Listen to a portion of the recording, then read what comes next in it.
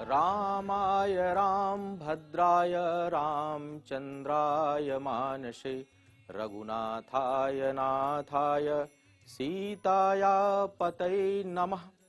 मैं हूं ज्योतिर्विद पंडित दीपक दुबे और उपस्थित हूं आपके साथ कर्म पथ को लेकर। दिवाली का समय है और भगवान श्री राम की चर्चा न हो तो यह उचित नहीं है, इसलिए हम उपस्थित हैं भगवान श्री राम के बारे में चर्चा लेकर। जानेंगे भगवान श्री राम की कुंडली किस तरह की थी, क्योंकि भगवान श्री राम अवतरित हुए पृथ्वी पर और मनुष्य के रूप में यहाँ रहे। क्या था उनकी कुंडली में जो है ग्रहों की स्थिति, किस प्रकार थी ग्रहों की स्थिति जिसके कारण उनके जीवन में कई तरह के उतार चढ़ाव आए, इस पर करेंगे विस्तार पूर्वक चर्चा। बात करते हैं श्री राम की कुंडली में किस प्रकार का योग था, और उससे हमें प्रेरणा भी मिलती है कि जब अवतार भगवान श्री राम को सुख और दुख से गुजरना पड़ा इन ग्रहों की स्थिति के कारण, तो हम मनुष्यों को क्यों नहीं गुजरना पड़ सकता है। ऐसा क्या था उनकी कुंडली में योग, क्यों उन्हें बहुत से उतार चढ़ाव का सामना करना पड़ा, और क्या उस तरह के कुछ योग हमारी कुंडली में भी हैं और हमारी जिंदगी किस प्रकार चल रही है, इसको हम लोग देखते हैं भगवान श्री राम की कुंडली के माध्यम से। सबसे पहले देखते हैं कि भगवान श्री राम की कुंडली है किस प्रकार की। वैसे तो इसका कोई बहुत ऑथेंटिक जो है वह आधार नहीं है, लेकिन वाल्मीकि रामायण में इसकी चर्चा है कि भगवान राम का कब जन्म हुआ और ग्रहों की स्थितियां उस समय किस प्रकार की थी। उसके आधार पर मैं आपको बताने जा रहा हूं कि भगवान श्री राम की कुंडली किस प्रकार की थी। भगवान श्री राम की जो कुंडली है वह कर्क लग्न की कुंडली है, और कर्क लग्न में ही देवगुरु बृहस्पति उच्च के विराजमान है। साथ में अपनी ही राशि का चंद्रमा भी यहाँ पर एक साथ है, तो यहाँ पर गुरु और चंद्रमा की युति एक साथ बन रही है। उसके बाद अगर देखा जाए तो इनकी कुंडली में तीसरे भाव अर्थात पराक्रम स्थान पर राहु बैठा है, और राहु का वैसे तो कुंडली में कोई स्थान नहीं माना जाता, लेकिन कन्या राशि को इसकी उच्च राशि मानी गई है। तो तीसरे भाव में उच्च पराक्रम स्थान पर उच्च का राहु है। शनि चतुर्थ भाव में सुख स्थान पर है। चतुर्थ भाव पारिवारिक सुख और व्यक्तिगत सुख सुविधाओं का माना जाता है, और यहाँ पर शनि विराजमान है, हालांकि यह अपने उच्च राशि में है। सप्तम भाव में पंचमेश मंगल उच्च का होकर मकर राशि में बैठा हुआ है। उच्च का शुक्र केतु के साथ भाग्य स्थान पर है, नवम भाव में है। और दसम भाव जो पिता और राज्य स्थान का कारक होता है वहां उच्च का सूर्य है, तथा बुध एकादश भाव में है जिसकी सीधी दृष्टि पंचम भाव पर है। तो यह है ग्रहों की स्थितियां भगवान श्री राम की कुंडली में। अब देखिए, कई बार लोग कहते हैं कुंडली में गज केसरी योग है, पद्म सिंहासन राजयोग है, केसरी योग है, रोचक योग है, शश योग है, रविकृत राजयोग है, कई तरह के राजयोग इस कुंडली में है। फिर कष्ट क्यों? कोई भी ग्रह कितना ही उच्च का क्यों न हो, उसके कुछ न कुछ दुष्परिणाम अवश्य होते हैं, क्योंकि उसकी सीधी दृष्टि नीच राशि पर हो जाती है। और कोई ग्रह कितना भी खराब क्यों न हो, उसके कुछ न कुछ सकारात्मक परिणाम भी होते हैं। देखते हैं कि भगवान श्री राम की कुंडली में ऐसे क्या योग थे जिनके कारण उनको मर्यादा पुरुषोत्तम राम कहा जाता है। मर्यादा पुरुषोत्तम अर्थात ऐसा पुरुषार्थ जो सर्वोत्तम हो और मर्यादित हो। भगवान राम इसी के लिए जाने जाते हैं। तो ऐसा कौन सा योग था भगवान श्री राम की कुंडली में। और दूसरा यह देखेंगे, हम लोग चर्चा करेंगे अभी, कि रावण जैसे महान योद्धा से पहले तो पाला क्यों पड़ा, क्यों इतना बड़ा जो है इनका शत्रु हुआ, और उस शत्रु को परास्त करने में समर्थ कैसे हुए। तीसरी बात जो बहुत महत्वपूर्ण है कि एक इतने बड़े राजकुल में जन्म लेकर के इतने संयमित, इतने मर्यादित, इतने संस्कारी बालक होते हुए भी इनको उतने कम समय में, इतने कम उम्र में वनवास क्यों हुआ। तो इन चीजों को अभी हम देखते हैं। सबसे पहले देखा जाए कि इनको मर्यादा पुरुषोत्तम क्यों कहा जाता है। मर्यादा पुरुषोत्तम अर्थात जिसके अंदर सबके लिए स्थान हो, सबको समान भाव से देखे। और यह कब होता है? यदि उच्च का बृहस्पति लग्न में है तो वह व्यक्ति बहुत ही धार्मिक प्रवृत्ति का, सबको अपने साथ लेकर चलने के लिए उद्यत, और सबके लिए अपने हृदय में स्थान रखता है। साथ ही चंद्रमा की युति उसको और सहज बनाती है, क्योंकि यहाँ कर्क का चंद्रमा एक तो उनको बहुत ही सुंदर शरीर देता है, बहुत ही सुंदर मन देता है, कोमल हृदय देता है और सबके प्रति जो है वह पुरुषार्थ की और परमार्थ की भावना देता है। दूसरी बात, बृहस्पति जो है वह पराक्रम भी देता है। देखिए, दो तरह के पराक्रम है, बृहस्पति भी पराक्रम देता है और मंगल भी पराक्रम देता है। केवल अगर मंगल का पराक्रम होगा तो व्यक्ति केवल योद्धा होता है, लेकिन अगर बृहस्पति के साथ मिला हुआ पराक्रम है, यहाँ एक चीज और देखने वाली है कि मंगल से दृष्ट बृहस्पति है, यानी पराक्रम बहुत अधिक है, लेकिन वह किस दिशा में है? वह पराक्रम रक्षा करने के लिए है, लोगों की भलाई के लिए। वह पराक्रम किसी गलत कार्य के लिए नहीं है, बल्कि वह पराक्रम समाज कल्याण के लिए है। क्यों? क्योंकि बृहस्पति के साथ मिला हुआ वो पराक्रम है, तो वह पराक्रम धर्म के कार्य के लिए प्रयोग होता है। क्योंकि पराक्रमी तो हर तरह के लोग हैं, पराक्रमी रावण भी था, लेकिन उसका पराक्रम धर्म के हित के लिए नहीं था, वह दुर्दांत था। राम का जो पराक्रम है वह समाज के हित के लिए है, जनमानस के हित के लिए है, और उसका सबसे बड़ा जो कारण है वह है उच्च का बृहस्पति लग्न में और चंद्रमा के साथ और मंगल से सीधी दृष्टि। तो पराक्रम, पुरुषार्थ, धर्म, न्याय और समाज के प्रति जागरूकता तथा उसको उसकी रक्षा करने की प्रबल इच्छा शक्ति, यह भगवान राम को देता है। अब जैसा हमने कहा कि रावण जैसा इनको जो है वह बड़ा विद्रोही क्यों मिला, शत्रु क्यों मिला, और दूसरी बात यह कि इनका जो एक और चीज कि इनको वनवास क्यों हुआ। तो जरा पहले वनवास वाले सेक्शन को लेता हूं, क्योंकि इसको बताना ज्यादा जरूरी है मुझे लगता है, फिर रावण पे आते हैं। बृहस्पति लग्न में होना जहां शुभता देता है, वहीं बृहस्पति पृथकतावादी ग्रह भी है। आप गौर करिएगा, जिसकी भी कुंडली में लग्न में अगर बहुत अच्छा बृहस्पति है तो वह बहुत जल्दी अपने घर परिवार से दूर होता है, भले ही वह अपने घर के लोगों से चाहे कितना ही प्रेम क्यों ना रखे।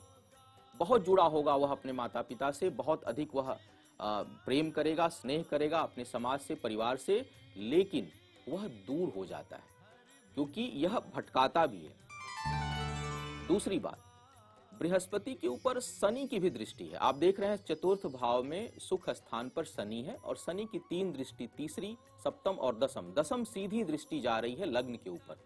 पुनः एक बार बृहस्पति लग्न के ऊपर शनि की दृष्टि, यह भटकाती है। अगर कोई व्यक्ति बहुत कम उम्र में, कम समय में जंगल जंगल भटकने लगे या बहुत अधिक यात्रा करे, तो कहीं न कहीं उसके ऊपर शनि का अवश्य प्रभाव होता है, क्योंकि शनि जो है वह निर्जन स्थानों का भ्रमण कराएगा, कष्ट देगा, पैदल चलाएगा, पैरों में छाले पड़ जाते हैं। और यह सारी बातें जो है भगवान राम के, जब जो अगर आप पढ़ें रामायण तो उसमें चर्चा है कि भगवान कितना पैदल चले हैं, कितना अथक उन्होंने यात्रा की है, और इसका सबसे बड़ा कारण शनि भी होता है। तो शनि, अगर शनि की दृष्टि है, साथ में बृहस्पति लग्न पर है, तो यह माता पिता से दूरी देता है। लेकिन अगर शनि की दृष्टि नहीं होती तो दूरी होती, भले कहीं दूर जाकर रहते, लेकिन इतना कष्ट नहीं होता। कष्ट का सबसे बड़ा कारक हो जाता है यहाँ पर शनि, और चंद्रमा और बृहस्पति दोनों इसके शत्रु हैं। कर्क राशि भी शत्रु राशि है, तो एक शत्रु दृष्टि डालता है शरीर पर, जिसके कारण इनको बहुत अधिक शारीरिक कष्ट झेलना पड़ता है और इनको वन वन, जंगल जंगल इनको भटकना पड़ता है। तो यह था कारण इनके भटकने का। अब देखते हैं कि भाई शत्रु इतना पराक्रमी क्यों है। शत्रु जो है वह हम लोग देखते हैं छठे भाव से। छठे भाव का स्वामी भी उच्च का हो जाता है। हालांकि बृहस्पति भाग्येश भी है, लेकिन बृहस्पति छठे भाव का भी स्वामी है। दूसरा, सप्तम स्थान पर भी मंगल है और छठे भाव पर शनि की दृष्टि भी है, अर्थात एक प्रबल शत्रु जो है इनको होगा। और हालांकि प्रबल शत्रु है, परास्त भी होगा। क्यों परास्त होगा? क्योंकि उच्च के शनि की दृष्टि भी है। तो उच्च की शनि की तीसरी दृष्टि, कहा जाता है कि शनि की दृष्टि बड़ी मारक होती है, और दृष्टि पर अपने स्थान से अधिक हानि शनि जो है अपनी दृष्टि पर करता है। इसीलिए शनि के मैं 3 प्रभावों को आपको जरूर बताऊंगा, जिसमें से सबसे पहला प्रभाव जो है वह यह है कि शत्रु स्थान पर दृष्टि होने के कारण इतना प्रभावशाली शत्रु का विनाश जो है वह संभव हो पाया। और पराक्रम तो था ही, क्योंकि उच्च का मंगल है, बृहस्पति उच्च का है, तो पराक्रम। और एक चीज पराक्रम को और बढ़ाने वाली सबसे बड़ी चीज, और वह है तीसरे भाव का राहु। राहु वैसे तो अधिकांश स्थानों पर बहुत खराब प्रभाव देता है, लेकिन अगर यह तीसरे स्थान पर हो जाए, एकादश भाव पर हो जाए और दसम भाव पर हो जाए, और विशेष करके यदि अपनी उच्च राशि में, तो यह पूर्ण राजयोग बनाता है उस स्थान के मामले में। तीसरे भाव पर राहु का उच्च का होना अर्थात अत्यधिक पराक्रम, निर्भीक और निडर। तो राहु के यहां से होने के कारण भगवान श्री राम बहुत पराक्रमी हैं। बृहस्पति के होने के कारण धर्म के पथ पर हैं, न्याय के पथ पर हैं। चंद्रमा के होने के कारण कोमल हृदय भी हैं, लेकिन शत्रु का विनाश करते हैं, क्योंकि शत्रु जो है वह समाज के लिए घातक है, केवल अपने लिए ही घातक नहीं है।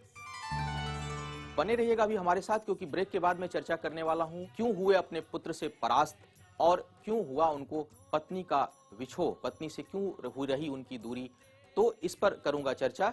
बने रहिएगा हमारे साथ, मिलते हैं एक छोटे से ब्रेक के बाद।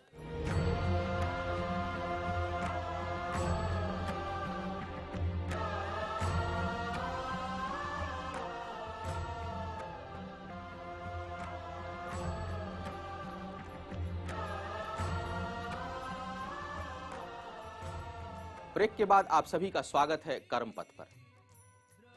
अब आगे बढ़ाते हैं भगवान श्री राम की कुंडली की बात को और चर्चा करते हैं कि क्यों हुआ माता पिता से उनका विछोह।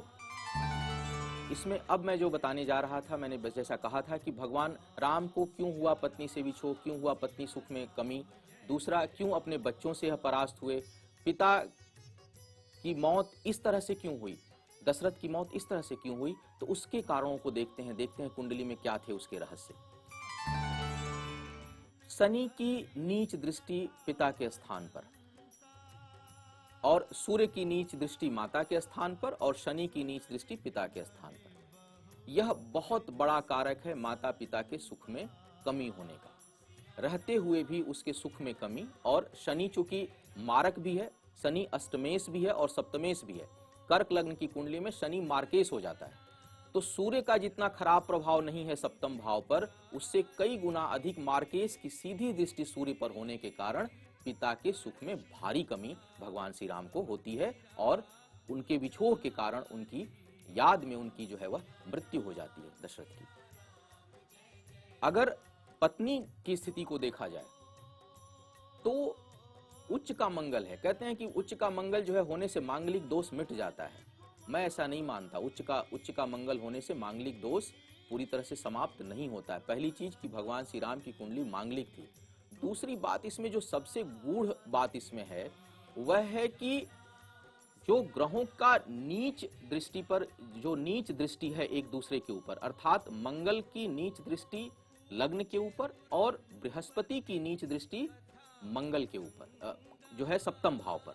सप्तम भाव पर बृहस्पति की नीच दृष्टि और लग्न पर मंगल की नीच दृष्टि, ये दोनों जो नीच दृष्टियां हैं यह बहुत खराब होती हैं। अगर नीच का मंगल बल्कि लग्न में होता और नीच का बृहस्पति होता तो पत्नी सुख में कभी कमी नहीं होती, क्योंकि यह दोनों एक दूसरे स्थान पर उच्च दृष्टि से देखने लगते हैं और एक दूसरे का भला करते हैं। लेकिन दोनों ग्रहों की नीच दृष्टि एक दूसरे के होने के कारण, और जैसा मैंने कहा कि बृहस्पति जो है वह पृथकतावादी है, पारिवारिक सुख में कमी करता है अगर लग्न में बैठ जाए तो, चाहे वो कारण कुछ भी हो, आप कितने भी क्यों न जुड़े हुए हों। तो यह स्थिति ऐसी बनाती है जिसके कारण भगवान श्री राम को पत्नी का विछोह या पत्नी से दूरी या पत्नी के सुख में कमी उत्पन्न करता है। अब तीसरी बात जो मैं आपसे बताने वाला था बहुत महत्वपूर्ण है, और आप भी ध्यान रखिएगा। अगर आपकी कुंडली में इस तरह का भाव बन रहा है तो भाई अपने संतान से मत उलझिएगा, क्योंकि निश्चय पराजय होगी। पंचमेश का उच्च भाव उच्च स्थान में होना, और वो भी सप्तम स्थान पर, और यह कर्क लग्न में, विशेष करके यदि मंगल हो, कर्क लग्न की कुंडली हो, मंगल सप्तम भाव में उच्च का बैठा हो, आप कहीं भी लिख लीजिए, कभी भी आप अपने संतान से नहीं जीत पाएंगे। तो बेहतर है कि आप उसके साथ मिल के चलिए, वह चाहे कितना भी कमजोर होगा, लेकिन अगर किसी भी प्रकार का वाद विवाद, युद्ध या पराक्रम का प्रदर्शन हुआ तो विजय संभव नहीं है। यह सबसे बड़ा कारण था कि भगवान श्री राम अपने पुत्रों से परास्त होते हैं, क्योंकि पंचमेश उच्च का होकर सप्तम भाव में बैठा है। और अगर ऐसी स्थिति आपकी कुंडली में बनती है तो मेरी सलाह होगी कि आप जरूर अपने संतान से मत उलझिएगा। हालांकि आपकी संतान बड़ी नेक और बड़ी प्रभावशाली होगी। तो यह था भगवान श्री राम की कुंडली का विश्लेषण। उम्मीद है आप सभी को मार्गदर्शन मिला होगा और आप अपने कर्म पथ को समझ पाएंगे। दिवाली की आप सभी को बहुत सारी शुभकामनाएं। आने वाला समय शुभ हो, आयु आरोग्य और ऐश्वर्य की वृद्धि हो। इन्हीं शुभकामनाओं के साथ आपसे विदा लेना चाहूंगा।